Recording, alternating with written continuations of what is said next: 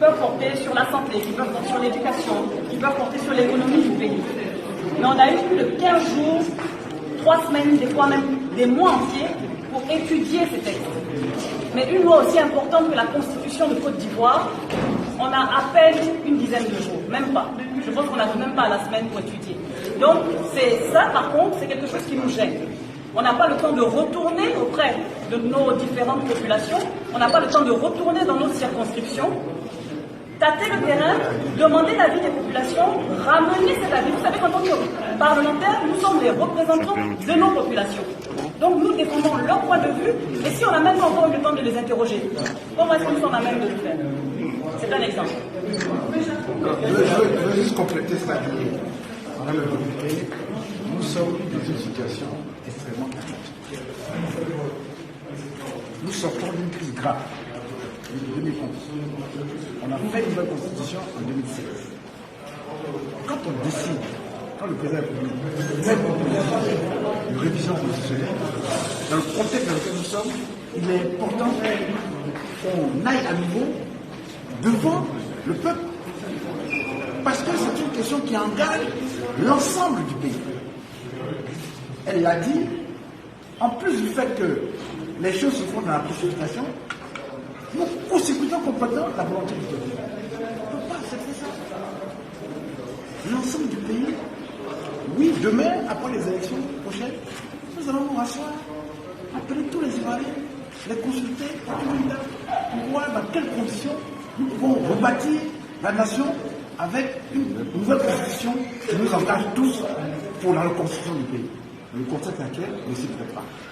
Voilà la raison pour laquelle nous avons décidé de le retirer et de donner la possibilité au président aussi de retirer le texte. Et c'est aussi notre invitation. Retirons le texte, allons aux élections et permettons aux Ivoiriens de préparer l'avenir et faisons-le ensemble avec la consultation de tout le monde. Et surtout, la consultation de vous les jeunes. Parce qu'on dit, on passe la main à la nouvelle génération. Mais cette Côte d'Ivoire qu'on veut bâtir pour la nouvelle génération, c'est pas pour l'ancienne génération, c'est pour la nouvelle. Donc il faut faire participer la nouvelle génération au dialogue politique qui engage la nouvelle construction du pays. Voilà ce que je vais compléter. L'impact, il est relativement simple. D'abord, c'est la majorité populaire.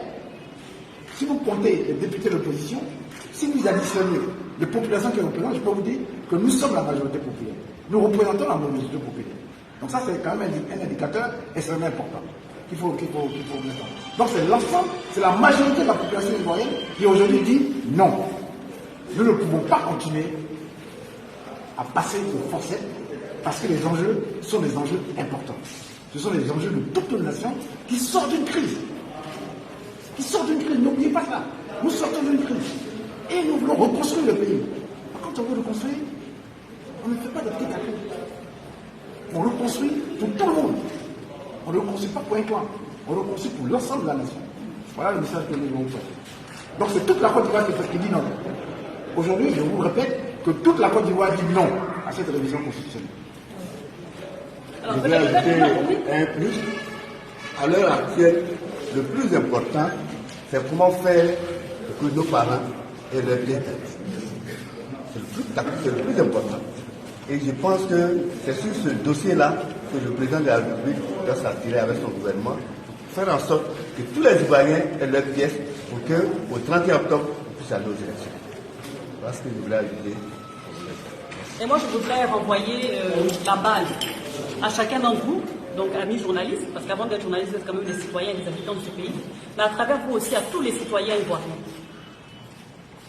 Il en est de la responsabilité citoyenne également.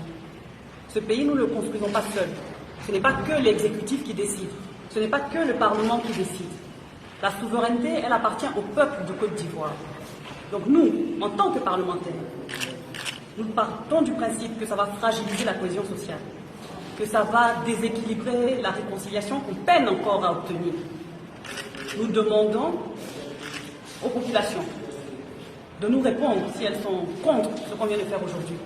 Mais nous sommes convaincus, pour les côtoyer au quotidien, que nous savons ce qu'elles pensent. Merci. Merci.